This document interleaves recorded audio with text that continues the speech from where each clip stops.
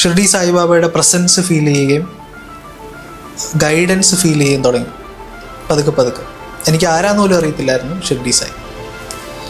അപ്പം അങ്ങനെ ചെയ്തിപ്പോൾ ഞങ്ങൾക്ക് ഒരു സ്വന്തമായിട്ട് ക്ഷേത്രമുണ്ട് ഷിർഡി സായിയുടെ. എത്ര ഗുരുക്കന്മാർ ആ രീതിയിൽ ഉണ്ടെന്നുള്ളത് ഒരു ചോദ്യമാണ്. കാരണം എല്ലാവരും പൈസയുടെ പുറകെയും അല്ല, എല്ലാവരും അല്ല, മിക്ക ആൾക്കാരും അങ്ങനെ ഒരു എക്സ്പ്ലോയിറ്റേഷൻ ആണ്. ഇങ്ങനെയാണ് യോഗി വര്യന്മാർ. ഇപ്പോൾ ശ്രീനാരായണ ഗുരു അങ്ങനെയാണ് സമാധിയായിട്ടുള്ളത്. ഇപ്പോൾ ശ്രീനാരായണ ഗുരു നേരത്തെ തന്നെ പറഞ്ഞിരുന്നു സമാധിയാവും. അതേപോലെ തന്നെ ചട്ടമ്പി സ്വാമി ആണെങ്കിലും സ്വാമി വിവേകാനന്ദനാണെങ്കിലും ഒക്കെ നേരത്തെ തന്നെ പറഞ്ഞിരുന്നു സമാധി എന്നുള്ളത്. അങ്ങനെ പല ഗുരുക്കന്മാരും ശരീരം മാറി മാറി നിൽക്കുന്നുണ്ട്. പ്രഭാകര സിദ്ധയോഗി അങ്ങനെ ഒരു യോഗിയുണ്ട്, പ്രഭാകര സിദ്ധയോഗി. അങ്ങനെ പല ശരീരങ്ങൾ ജീവിച്ചിട്ടുള്ള യോഗിയായിട്ടാണ് 700 എത്രയോ. അതേപോലെ മഹാവതർ ബാബാജി ഏകദേശം 1500-2000 വർഷത്തോളമായിട്ട് ഇപ്പോഴും ബാബാജിയെ കാണുന്ന ആളുകളുണ്ട് എന്നാണ് പറയപ്പെടുന്നത്. ക്രിയായോഗയില് ബാബാജി ലഹരി മഹാശയനാണ്. ലഹരി മഹാശയന്റെ ചെറുമകനാണ് എൻ്റെ ആദ്യത്തെ ഗുരു ക്രിയയിൽ. നമ്മൾ എങ്ങനെയായിരിക്കും അവരെ കാണാൻ പോകുന്നത്? കാണുകയാണെങ്കിൽ കാണുന്നത് വിഷനായിട്ട് കാണാം, പിന്നെ പ്രത്യക്ഷമായിട്ട് കണ്ടവരുണ്ടെന്നാണ് സൈക്കോളജി. നമ്മൾ നന്നായിട്ട് നോക്കുകയാണെങ്കിൽ നമ്മൾ തിരിച്ചറിയണം. ഒരാൾ ബാബാജിയെ പോലുള്ളൊരു ദർശനം ഒരാൾക്ക് കൊടുക്കുകയാണെങ്കിൽ അയാൾ എത്രമാത്രം പ്യുവർ ആയിരിക്കും. അപ്പോൾ ആ വ്യക്തി എങ്ങനെയുള്ള ആളാണെന്ന് നോക്കുമ്പോൾ തന്നെ നമുക്കറിയാൻ പറ്റും യഥാർത്ഥത്തിൽ പുള്ളി ബാബാജിയെ കണ്ടിട്ടുണ്ടോ ഇല്ലയോ. സൈക്കോളജിക്കൽ പ്രോബ്ലം ഉള്ളവർക്കും പലതും കാണാൻ പറ്റും. നമ്മൾ 555 എന്ന് പറയുന്ന ഒരു ഏഞ്ചൽ നമ്പറായിട്ടാണ് നമ്മൾ കണക്കാക്കുക. അതുകൊണ്ടാണ് ഏറ്റവും കൂടുതൽ ഒരുപാട് പേർക്ക് റിസൾട്ട് കിട്ടിയിട്ടുള്ളത് 555 ആണ്. 55 പ്രാവശ്യം 5 ദിവസം എഴുതുക എന്നുള്ളതാണ് 555 ഒരു ക്രിയ ആണെന്നുള്ള രീതിയിൽ. അപ്പോൾ അതിൽ ദീക്ഷ തന്നപ്പോൾ തൊട്ടാണ് എനിക്ക് ആക്ച്വൽ സ്പിരിച്വൽ ജേർണി തുടങ്ങിയത്. മറ്റേത് ചിലപ്പോൾ ബാക്കിയുള്ളവരെയൊക്കെ ഞാൻ എന്തോ ആണെന്ന് അറിയിക്കാൻ വേണ്ടിയുള്ള ഷോ ആയിരുന്നായിരിക്കാം ചെറുത്തിലേക്ക് കാണിച്ചിരുന്നത്. അപ്പോൾ ഇത് ചെയ്തപ്പോൾ തൊട്ടാണ് കൂടുതലായിട്ടും സ്പിരിച്വൽ ജേർണിയിലേക്ക് വരുന്നതും എന്താണ് ഈശ്വരൻ, ഇങ്ങനെയുള്ള ചിന്തകൾ യഥാർത്ഥത്തിൽ ഉണ്ടാവാൻ തുടങ്ങിയത്. അതിനുശേഷം ഒരു പർട്ടിക്കുലർ മൊമെന്റിൽ വെച്ചിട്ടാണ് ഷിർഡിയിലെ സായിബാബ, അതായത് 200 വർഷം മുമ്പ് ജീവിച്ചിരുന്ന ഒരു യോഗിയാണ്. ഷിർഡി സായിബാബയുടെ പ്രസൻസ് ഫീൽ ചെയ്യുകയും ഗൈഡൻസ് ഫീൽ ചെയ്യുകയും തുടങ്ങി. പതുക്കെ പതുക്കെ എനിക്ക് ആരാന്ന് പോലും അറിയത്തില്ലായിരുന്നു ഷിർഡി സായി. അപ്പം അങ്ങനെ ചെയ്തിപ്പോൾ ഞങ്ങൾക്ക് ഒരു സ്വന്തമായിട്ട് ക്ഷേത്രമുണ്ട് ഷിർഡി സായിയുടെ. അപ്പോൾ അങ്ങനെ ഷിർഡി സായിയുടെ ഗൈഡൻസ് ആണ് സ്പിരിച്വൽ ജേർണി പൂർണ്ണമായിട്ട്. അപ്പം എൻ്റെ ഉപാസന ചെയ്യുന്നതും ഷിർഡി സായിയാണ്. അപ്പോൾ ആരെയാണോ നമ്മൾ ഉപാസന ചെയ്യുന്നത് അവരുടെ ഗൈഡൻസ് ഉറപ്പായിട്ടും വരും, അതിൽ യാതൊരു ഇതില്ല. അപ്പോൾ അതാണ് ആ ഒരു ജേർണി വരുന്നത്. അങ്ങനെയാണ് പല കാര്യങ്ങളും ആ ഗൈഡൻസിലാണ് പഠിച്ചതും പണ്ട് തൊട്ടേ അറിഞ്ഞതും എല്ലാം തനിയെ വരുന്നതാണ്. ഞാൻ എവിടെയെങ്കിലും തേടിപ്പോയി പഠിച്ചതല്ല, എല്ലാം നമ്മുടെ ഉള്ളിൽ തന്നെ ഉണ്ടായിരിക്കാം. പാസ്റ്റ് ലൈഫിൽ നിന്ന് ചിലത് വന്നതായിരിക്കാം, അത് നമുക്കറിയില്ല. പലപ്പോഴും പല ആളുകളും പറഞ്ഞു വയ്ക്കുന്നത് അങ്ങനെയാണ്. ഇപ്പം എനിക്കൊരു ഉപബോധ മനസ്സിലാ ഒരു ചിന്ത ഉണ്ടാവണമെങ്കിൽ എൻ്റെ കഴിഞ്ഞ കാലങ്ങളിൽ ജന്മത്തില് ഞാൻ ഒരു ദീക്ഷ സ്വീകരിക്കണം, അല്ലെങ്കിൽ ഏതെങ്കിലും ഗുരുവിന്റെ ശിഷ്യനായിരിക്കാം, അങ്ങനെ പറഞ്ഞു വയ്ക്കുന്നത്. എന്നാലാണ് കൂടുതലും ചെറുതിലെയൊക്കെ നമുക്ക് സ്പിരിച്വൽ ഇതുണ്ടാവുന്നത്. അതുകൊണ്ടാണ്. അല്ലാതെ സ്പിരിച്വാലിറ്റി എന്ന് പറയുന്ന ഒരു പാർഷ്യാലിറ്റി അല്ല, കുറച്ച് ആൾക്കാർക്ക് മാത്രമുള്ളതല്ല. ചിലപ്പോൾ ഞാൻ ഒരുപാട് സാധനങ്ങൾ ചെയ്തിട്ടുണ്ടാവും, അതുകൊണ്ടായിരിക്കും ചെറുതിലെ തൊട്ടേ അങ്ങനെയുള്ളൊരു ഫാമിലിയിൽ വരാനും അങ്ങനെ പക്ഷെ ഗൈഡൻസ് ആവശ്യമാണ്. ഉപാസന എന്ന് ചെയ്താൽ മാത്രമാണ് നമുക്ക് പ്രോപ്പർ ആയിട്ടുള്ള ഗൈഡൻസ് ഉണ്ടാവുക. ഇപ്പം ഗൈഡൻസിന് നമുക്ക് നമ്മളെ തന്നെ ഉപയോഗിച്ചൂടെ, ഇപ്പം മറ്റൊരാളുടെ സഹായം തേടാതെ? അല്ല, ഗൈഡൻസിന് നമ്മളെ തന്നെയാണ് ഉപയോഗിക്കുന്നത്. പക്ഷെ നമ്മൾ ഉപാസനാമൂർത്തിയുടെ കണക്ഷൻ ഉണ്ടെങ്കിൽ നമുക്ക് ആ ഒരു ഗൈഡൻസും കൂടെ വരും. ഉപാസനാമൂർത്തിയുടെ ഗൈഡൻസ് നമുക്കുണ്ടാവും ധ്യാനത്തിലും. അല്ല, പലപ്പോഴും പലരും പല ഗുരുക്കന്മാരെയും തിരഞ്ഞെടുക്കാറുണ്ട്. അതെ. പക്ഷെ ഇപ്പോഴത്തെ കാലത്ത് അതങ്ങനെ നമുക്ക് എത്ര ഗുരുക്കന്മാർ ആ രീതിയിൽ ഉണ്ടെന്നുള്ളത് ഒരു ചോദ്യമാണ്. കാരണം എല്ലാവരും പൈസയുടെ പുറകെയും അല്ല, എല്ലാവരും അല്ല, മിക്ക ആൾക്കാരും അങ്ങനെ ഒരു എക്സ്പ്ലോയിറ്റേഷൻ ആണ് അല്ലെ, പല രീതിയിലുള്ള അപ്പോൾ അതുകൊണ്ട് തന്നെ ഏറ്റവും സേഫ് ആയിട്ടുള്ളത് നമ്മൾ സമാധിയായിട്ടുള്ള ഗുരുക്കന്മാരെ കണക്ട് ചെയ്യുക എന്നുള്ളതാണ്. അല്ലെങ്കിൽ നമ്മുടെ ഇഷ്ടദൈവത്തിനെ തന്നെ കണക്ട് ചെയ്യുക. ബാക്കിയുള്ള ആൾക്കാർ നല്ലത് പറയുന്നത് നമ്മൾ കേൾക്കുക, ചീത്ത കാര്യങ്ങൾ പറയുമ്പോൾ ഒരു ചെവി കൂടെ കേട്ട് മറ്റേ ചെവി കൂടെ കളയുക. അതാണ് ഏറ്റവും നല്ലത്. കാരണം ഇന്നത്തെ കാലത്ത് കുറച്ച് സൂക്ഷിക്കേണ്ട ഒരു കാലമാണ്. ഈ സമാധിയെ പറ്റി പറയുമ്പോൾ ഇന്ന് സമാധി വളരെയധികം വൈറലായിക്കൊണ്ടിരിക്കുകയാണ്. കാരണം നെയ്യാറ്റിൻകരയിലെ ഗോപൻ സ്വാമിയുടെ സമാധിയുമായി ബന്ധപ്പെട്ടും ഒരുപാട് കോലാഹലങ്ങളുണ്ടായി. അപ്പം ഈ സമാധി എന്ന് പറയുമ്പോൾ നമുക്ക് ആ ഒരു സമാധിയായ ഗുരുക്കന്മാരുമായി നമുക്ക് പെട്ടെന്ന് കണക്ട് ചെയ്യാൻ കഴിയും. കണക്ട് ചെയ്യാൻ പറ്റും. ഇപ്പോൾ സമാധിയായതാണല്ലോ ഇപ്പോൾ രമണ മഹർഷി സമാധിയായ സമയത്ത് നിത്യ ചൈതന്യയതി എന്ന് കേട്ടിട്ടുണ്ട്. സ്വാമി നിത്യ ചൈതന്യയതി മഹർഷി പുള്ളി അവിടെ രമണാശ്രമത്തിലുണ്ട്. രമണാശ്രമത്തിൽ ഇരുന്നപ്പോൾ ഒരു പ്രകാശം എല്ലാവരുടെയും മുകളിലൂടെ പോയി. ഒരു തീപ്പന്തം പോലെ ഒരു സ്റ്റാർ പോലെയുള്ള ഒരു വാൽനക്ഷത്രം പോലെ തോന്നിക്കുന്ന ഒരു പ്രകാശം. അപ്പോൾ നിത്യചൈതന്യം ഇതെല്ലാവരും വിളിച്ച് കാണിക്കുകയാണ്, എല്ലാവരും കണ്ടു. അത് അരുണാചലത്തിൽ പോയി മലയുടെ ഉള്ളിലിറങ്ങി. ആ സമയത്താണ് രമണ മഹർഷി സമാധിയായത്. അപ്പോൾ ഇങ്ങനെയാണ് യോഗി വര്യന്മാർ. ഇപ്പോൾ ശ്രീനാരായണ ഗുരു അങ്ങനെയാണ് സമാധിയായിട്ടുള്ളത്. ഇപ്പം ശ്രീനാരായണ ഗുരു നേരത്തെ തന്നെ പറഞ്ഞിരുന്നു സമാധിയാവും. അതേപോലെ തന്നെ ചട്ടമ്പി സ്വാമി ആണെങ്കിലും സ്വാമി വിവേകാനന്ദനാണെങ്കിലും ഒക്കെ നേരത്തെ തന്നെ പറഞ്ഞിരുന്നു സമാധി എന്നുള്ളത്. പക്ഷെ ആ സമാധി കോൺഷ്യസ് ആയിട്ടുള്ള ഡെത്താണ് സമാധി. ഇവർ വീണ്ടും ഇവിടെ തന്നെയുണ്ട്, കോൺഷ്യസ് ആയിട്ടുള്ള ഡെത്താണ്. അവരുടെ ശരീരം വെടിയുന്നെന്ന് മാത്രമേ ഉള്ളൂ. കാരണം ആദ്യം സ്പിരിച്വൽ ജേർണിയിൽ നമുക്ക് ഉണ്ടാകുന്ന I am not the mind എന്നുള്ള ഐഡന്റിഫിക്കേഷനാണ് കോൺഷ്യസ് നിർവികൽപ്പ സമാധി എന്നൊക്കെ. നമുക്കതിന് പല സ്റ്റേജസ് ഉണ്ട് അതിനകത്ത്. ഏറ്റവും ഹയസ്റ്റ് സ്റ്റേജാണ് I am not the body. അതാണ് കോൺഷ്യസ് ഇത് ഉണ്ടാവുന്നതാണ്. അത് ആത്മഹത്യയല്ല, കോൺഷ്യസ് ആയിട്ട് നമുക്ക് ബോഡിയിൽ നിന്ന് പുറത്തുണ്ടായത്. ഇതിനാണ് അതുകൊണ്ടാണ് അതിന് ഏറ്റവും വലിയ സമാധി മഹാസമാധി എന്ന് പറയുന്നത്. ഈ സമാധി ആയിട്ടുള്ള ആൾക്കാർ ഒരിക്കലും ഭൂമിയിൽ തന്നെ അവരുടെ എർത്ത് റെൽമിൽ തന്നെ മനുഷ്യരെ സഹായിക്കാൻ സ്പിരിച്വലായിട്ട് ഹെൽപ്പ് ചെയ്യാനായിട്ട് എപ്പോഴും ഉണ്ടാവും. അതുകൊണ്ട് അവരെ നമുക്ക് വിളിച്ചു കഴിഞ്ഞാൽ പെട്ടെന്ന്. അങ്ങനെ പല ഗുരുക്കന്മാരും ശരീരം മാറി മാറി നിൽക്കുന്നുണ്ട്. പ്രഭാകര സിദ്ധയോഗി അങ്ങനെ ഒരു യോഗിയുണ്ട്, പ്രഭാകര സിദ്ധയോഗി. അങ്ങനെ പല ശരീരങ്ങൾ ജീവിച്ചിട്ടുള്ള യോഗിയായിട്ടാണ് 700 എത്രയോ.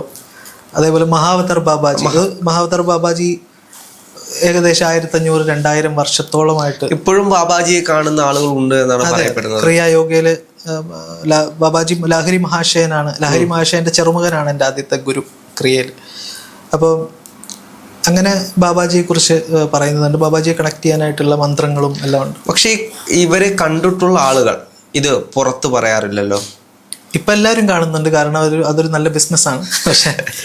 പക്ഷേ യഥാർത്ഥത്തിൽ കണ്ടവർ നമ്മളിങ്ങനെ പറഞ്ഞുകൊണ്ട് നടക്കാറില്ല. അത് അവരുടെ ഒരു പേഴ്സണൽ ഇതാണ്. അത് സ്പിരിച്വൽ ആയിട്ടുള്ള എന്ത് എക്സ്പീരിയൻസും ഒരിക്കലും ഇങ്ങനെ പബ്ലിക്കായിട്ട് എനിക്ക് ഇതുണ്ട് എന്ന് പറഞ്ഞ് നടക്കാറില്ല. എന്തെങ്കിലും ഒരു കാര്യം അതിനകത്ത് ഉണ്ടായത്, ഇപ്പോൾ മറ്റുള്ളവരെ ഹെൽപ്പ് ചെയ്യാൻ വേണ്ടി അങ്ങനെ ചെയ്യാമെന്നല്ലാതെ ഇപ്പോൾ ബാബാജിയെ ഒരാൾ കണ്ടു ഇപ്പോൾ ഞാനിപ്പോൾ ബാബാജിയെ കണ്ടു എന്ന് പറഞ്ഞു കഴിഞ്ഞാൽ ബാക്കിയുള്ളവർക്ക് എന്ത് ഗുണം ഉണ്ടാവും പോകുന്നു. അല്ല, നമ്മൾ എങ്ങനെയായിരിക്കും ക്യൂരിയോസിറ്റി വരുന്നത് അതാണ്. നമ്മൾ എങ്ങനെയായിരിക്കും അവരെ കാണാൻ പോകുന്നത്?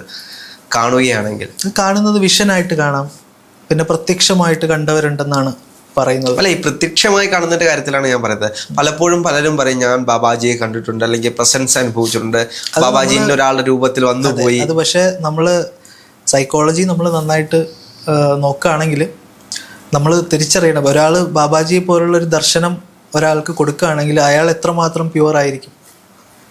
അപ്പോൾ ആ വ്യക്തി എങ്ങനെയുള്ള ആളാണെന്ന് നോക്കുമ്പോൾ തന്നെ നമുക്കറിയാൻ പറ്റും യഥാർത്ഥത്തിൽ പുള്ളി ബാബാജിയെ കണ്ടിട്ടുണ്ടോ ഇല്ലയോ. സൈക്കോളജിക്കൽ പ്രോബ്ലം ഉള്ളവർക്കും പലതും കാണാൻ പറ്റും. നമുക്കില്ലാത്ത പലതും നമുക്ക് കാണാൻ പറ്റും. അപ്പോൾ അങ്ങനെയുള്ളവരാണോ അതോ യഥാർത്ഥ ആൾക്കാരാണോ എന്ന് നമ്മൾ ചിന്തിക്കണം. അപ്പോൾ അത് അവരുടെ സ്വഭാവത്തിൽ നിന്നും അവരുടെ ഹംബിൾനെസ് ഉണ്ടാവും. അവർക്ക് മെയിനായിട്ട് ഒരു ഈഗോ ഉണ്ടാവില്ല. ഈ തലത്തിലോട്ടൊക്കെ വരുമ്പോൾ നമുക്ക് വരുന്ന ക്യൂരിയോസിറ്റികൾ ഇതായിരിക്കും. നമ്മൾ അവരെ കാണുകയാണെങ്കിൽ എങ്ങനെയായിരിക്കും, അവർ നമ്മളോട് എങ്ങനെയായിരിക്കും പെരുമാറാൻ പോകുന്നത്. അപ്പം നമുക്കൊരു അവരെ പറ്റിയൊരു ഇതില്ലേ. ഇപ്പോൾ ഞങ്ങളുടെ ക്ഷേത്രത്തിലാണെങ്കിലും ഷിർഡി സായിയുടെ അവിടെ ഒരുപാട് എക്സ്പീരിയൻസസ് ഇതേപോലെ ഉണ്ടാവുന്നുണ്ട്. അപ്പോൾ അത് ഒരു കണക്ഷന്റെ ബേസിസ് ആണ്. നമ്മുടെ ഉത്ബോധ മനസ്സിലുള്ള അവരുടെ ഒരു ചിത്രമുണ്ട്. ആ ഒരു ചിത്രവുമായി നമ്മൾ കണക്റ്റഡ് ആവുന്നു. പക്ഷെ നമുക്ക് അങ്ങനെ ഒരു ദർശനങ്ങളോ അനുഭവങ്ങളോ ഒക്കെ ഉണ്ടാവും, നമ്മൾ തന്നെ ആകെ മാറും. നമ്മുടെ സ്വഭാവം വിനയം ഉണ്ടാവും ഭയങ്കരമായിട്ട്. നമ്മൾ ഭയങ്കര ഗുരുവാണ് അതാണെന്നൊക്കെ പറഞ്ഞ് ഇങ്ങനെ ഈഗോ ആയിട്ടിരിക്കില്ല. നമ്മൾ ഏറ്റവും വിനയമുള്ള ആളായിരിക്കും. അതാണ് നമ്മൾ സ്പിരിച്വലായിട്ട് ഉയരുന്തോറും ഏറ്റവും സിമ്പിളും ഹമ്പിളുമായി മാറും. നമ്മളവിടെ എന്തോ ആകാനായിട്ട് ഭാവിക്കുകയൊന്നും ചെയ്യില്ല. അതാണ് അതിൻ്റെ ആ ഒരു സൈൻ എന്ന് പറയുന്നത്. അത് എത്ര പേർക്കുണ്ടെന്നുള്ളതൊരു ചോദ്യചിഹ്നമാണ് ഇപ്പം ഇങ്ങനെ കണ്ടെന്ന് പറയുന്നവർക്ക്. ചേട്ടൻ അങ്ങനെ അനുഭവങ്ങൾ വല്ലതും? എനിക്ക് അനുഭവങ്ങൾ ഉണ്ടോയെന്ന് ചോദിച്ചു കഴിഞ്ഞാൽ എനിക്ക് പ്രസൻസ് ഫീൽ ചെയ്യുന്നുണ്ട്. അല്ല ദർശനം പോലെ അങ്ങനെ കണ്ടിട്ടുണ്ടോയെന്ന് ചോദിച്ചു കഴിഞ്ഞാൽ നമുക്ക് വിഷനായിട്ടാണ് കണ്ടിട്ടുള്ളത്. ഷിർഡി സായിയുടെയാണ് കൂടുതലായിട്ട് ഫീൽ ചെയ്തിട്ടുള്ളത്. അതുകൊണ്ട് തന്നെയാണ് അദ്ദേഹത്തെ ഗുരുവായി തിരഞ്ഞെടുത്തത്. അനുഭവം ഇല്ലാതെ ഞാൻ പേഴ്സണലി ആക്ച്വലി ഭയങ്കര എത്തീസ്റ്റ് ആയിട്ടുള്ള ഒരാളായിരുന്നു.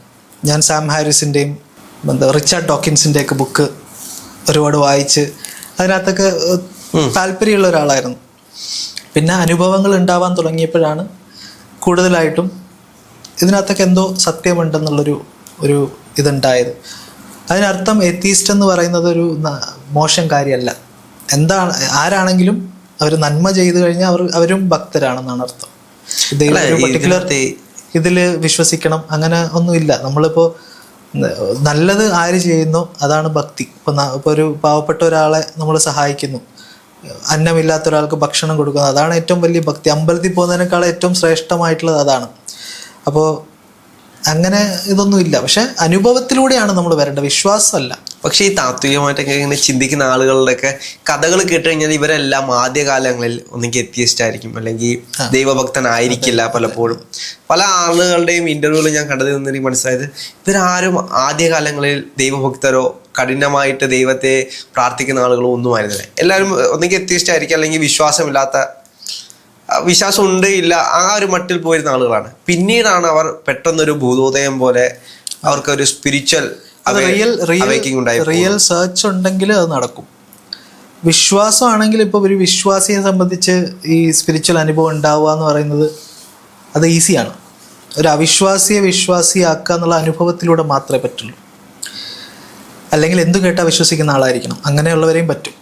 അപ്പം ആദ്യം തന്നെ അവരുടെ അച്ഛനും അമ്മയും എത്തീസ്റ്റാണ്, അവർ എത്തീസ്റ്റായി.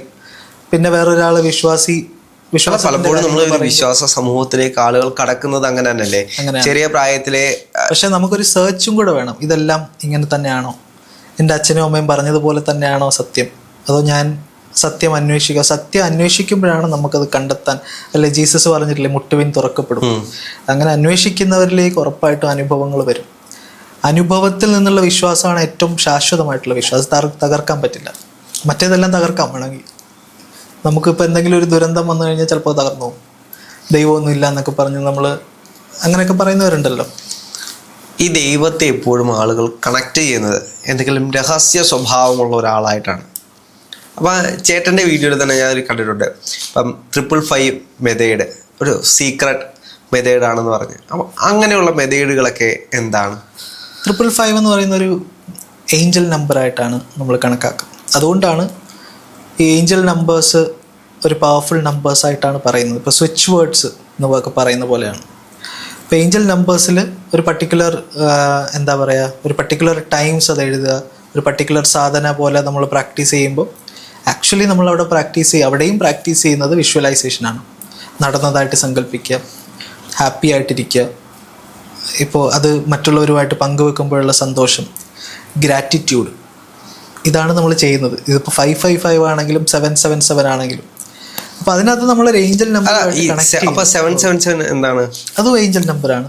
പല പല ഏഞ്ചൽ നമ്പേഴ്സുമായിട്ട് നമ്മൾ കണക്ട് ചെയ്യുന്നു, അത്രേ ഉള്ളൂ. ഇതിനെല്ലാം ഓരോ സ്വഭാവങ്ങളുണ്ടോ? ഓരോ സ്വഭാവങ്ങളുണ്ട്. ഏറ്റവും കൂടുതൽ ഒരുപാട് പേർക്ക് റിസൾട്ട് കിട്ടിയിട്ടുള്ളത് 555 ആണ്. 555. അപ്പം 555 നമ്മൾ എങ്ങനെയാണ് ചെയ്യുന്നത്? ഒരു 55 പ്രാവശ്യം 5 ദിവസം എഴുതുക എന്നുള്ളതാണ് 555. ഫീലോടുകൂടി നമ്മളുടെ നമ്മുടെ ആഗ്രഹം എന്താണോ അതെ. പക്ഷെ വെറുതെ എഴുതുക എന്നുള്ളതല്ല, നമ്മൾ ആ ഒരു വിഷ്വലൈസ് ചെയ്യുക, ഫീൽ ചെയ്യുക, നമ്മൾ പറയുക, ആ ഒരു രീതിയിൽ എഴുതുമ്പോഴാണ് ഇത് മാനിഫെസ്റ്റ് ചെയ്യാനുള്ള സാധ്യത കൂടുന്നത്. പക്ഷെ അതിനകത്ത് ഒരുപാട് ഘടകങ്ങളുണ്ടാകും. നമ്മുടെ കാർമിക് ബ്ലോക്സ് ഉണ്ടാവാം, നമ്മളുടെ ഗ്രേസിൻ്റെ പ്രോബ്ലം ഉണ്ടാവും. അപ്പോൾ അങ്ങനെ ഒരുപാട് ഘടകങ്ങൾ യോജിച്ച് വന്നാൽ മാത്രമേ അത് വർക്കാവുള്ളൂ. അപ്പോൾ നമ്മൾ ഇങ്ങനെയുള്ള കാര്യങ്ങൾ ചെയ്തു കഴിഞ്ഞാൽ നമ്മുടെ ആഗ്രഹം സഫലമാകുമോ? ഈ പറയുന്ന കണ്ടീഷൻസ് എല്ലാം സാറ്റിസ്ഫൈ ആയി കഴിഞ്ഞാൽ സഫലമാകും. സാറ്റിസ്ഫൈ ആവുന്നത് ഇപ്പോൾ നമുക്ക് കാർമിക് ബ്ലോക്സ് ഉണ്ടാവും ഒരാൾക്ക്, അത് മാറ്റണം. കണക്ഷൻ ഇല്ലെങ്കിലും അത് വർക്കാവില്ല. കാർമിക് ദോഷം എന്ന് വെച്ചാൽ കാർമിക ഫലങ്ങൾ, കർമ്മഫലങ്ങൾ, മുൻജന്മ കർമ്മത്തിലെ ഫലങ്ങൾ, അതേപോലെ തന്നെ പല പല ഓറ ബ്ലോക്സുകളൊക്കെ ഉണ്ടെങ്കിലും ഇതൊക്കെ ചെയ്താലും വർക്കാവില്ല. എന്തുകൊണ്ടായിരിക്കും നമ്മുടെ കഴിഞ്ഞ കാലത്തിലെ ദോഷങ്ങൾ നമുക്ക് ഇപ്പോഴും അനുഭവിക്കുന്നത്? കാരണം നമ്മുടെ ഇന്ത്യൻ ഫിലോസഫിയിൽ ഒരു ജന്മം എന്ന് പറയുന്നത് ഒരു വ്യക്തിയുടെ ഒരു വയസ്സെന്ന് പറയുന്നത്, അല്ലെങ്കിൽ ഒരു ലൈഫ് ടൈം എന്ന് പറയുന്നത് ഒരു ജന്മമല്ല, സീരീസ് ഓഫ് ബർത്ത് ആണ്.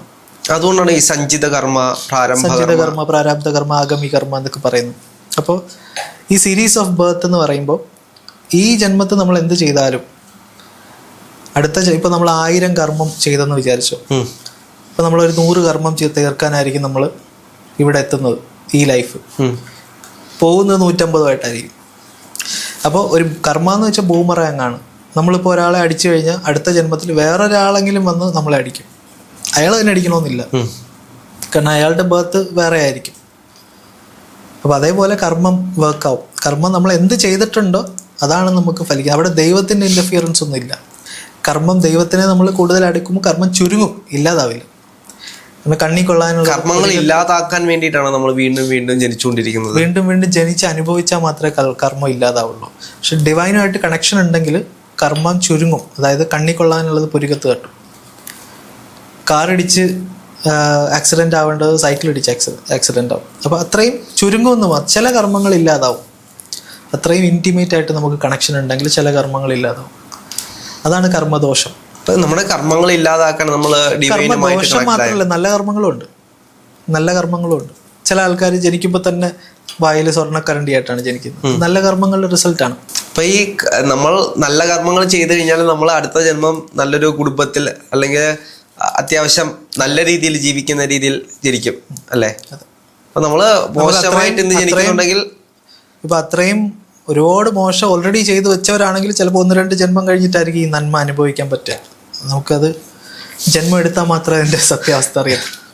അപ്പോൾ അല്ല, ഇപ്പം തന്നെ ഒരുപാട് പാസ്റ്റ് ലൈഫ് റീഡർമാരുണ്ട്. അപ്പം അങ്ങനെയുള്ള അടുത്ത് പോയി കഴിഞ്ഞാൽ നമുക്ക് കഴിഞ്ഞ കർമ്മങ്ങളിൽ എന്താണ് ചെയ്തിട്ടുള്ളത്, past life regression. Past life റിഗ്രഷൻ്റെ ഒരു ഞാൻ ചെയ്യാറുണ്ട്. പാസ്റ്റ് ലൈഫ് റിഗ്രഷൻ്റെ സ്പിരിച്വൽ ആയിട്ടുള്ള രീതിയിൽ അത് ചെയ്യണം. ചെയ്തില്ലെങ്കിൽ നമ്മളുടെ മൈൻഡ് തന്നെ ആയിരിക്കും സ്ക്രിപ്റ്റ് ക്രിയേറ്റ് ചെയ്യുന്നത്. നമ്മൾ സ്വപ്നത്തിൽ അടിപൊളി കഥകളൊക്കെ കാണാറില്ലേ, സിനിമയെക്കാളും വെല്ലുന്ന ട്വിസ്റ്റും ടേൺസ് ഒക്കെ ഉള്ള. അതേപോലെ നമ്മൾ പാസ്റ്റ് ലൈഫ് റിഗ്രഷൻ ചെയ്യുമ്പോൾ ഒരു ഡ്രീം ക്രിയേറ്റ് ആവും. അല്ല, പലപ്പോഴും നമ്മൾ കാണുന്ന സ്വപ്നങ്ങൾ നമ്മൾ തന്നെ വീണ്ടും അത് റീക്രിയേറ്റ് ചെയ്തിട്ട് നമ്മൾ തന്നെ അതിൽ അങ്ങനെ ഒരു പ്രശ്നമുണ്ട് പാസ്റ്റ് ലൈഫ് റിഗ്രഷൻ. അപ്പോൾ അത് ഇല്ലാതെ മെഡിറ്റേഷനിലൂടെ നമുക്ക് പാസ്റ്റ് ലൈഫ് കാണാൻ പറ്റും. അപ്പോൾ അങ്ങനെയുള്ള പ്രോസസ്സ് ചെയ്യാം. പക്ഷെ അത് ഒരു ലൈഫല്ലേ കാണാൻ പറ്റില്ല, എത്രയോ ലൈഫ് ഉണ്ടാവും. അതുകൊണ്ട് അത് കണ്ടിട്ട് വലിയ പ്രയോജനമൊന്നുമില്ല. പക്ഷെ ചില സപ്രസ്ഡ് ഇമോഷൻസിനെ മാറ്റാൻ പറ്റും. ഒരാളുടെ ഒരു പർട്ടിക്കുലർ ഇമോഷൻ ഈ ലൈഫായിട്ട് ബന്ധപ്പെട്ടായിരിക്കത്തില്ല.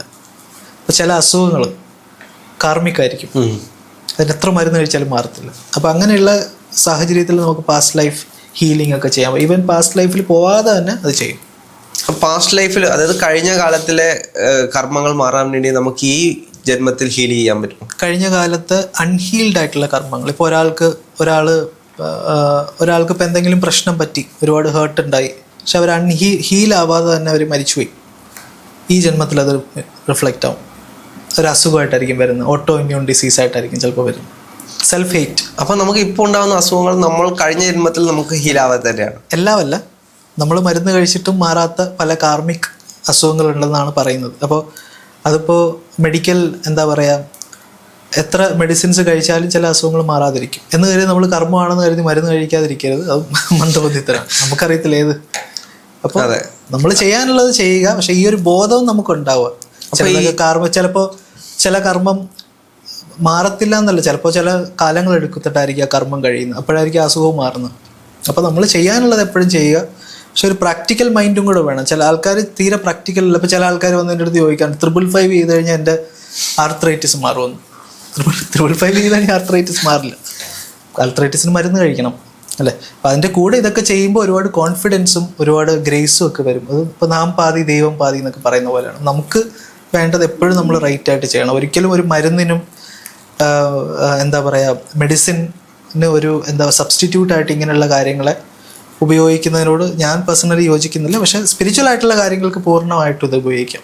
ഈ സ്പിരിച്വൽ ഹീൽ ചെയ്ത് കഴിഞ്ഞാൽ നമുക്ക് ഇതിൽ നിന്നെല്ലാം ഒരു മുക്തി അടുത്ത ജന്മത്തിലെങ്കിലും ഉണ്ടാകാൻ കഴിയും. ഈ ജന്മത്തിലേ ഉണ്ടാവും. സ്പിരിച്വൽ ഹീലിംഗ് ചെയ്യുമ്പോൾ ഈ ജന്മത്തിലേ നമുക്ക് ഒരുപാട് മാറ്റങ്ങളുണ്ടാവും.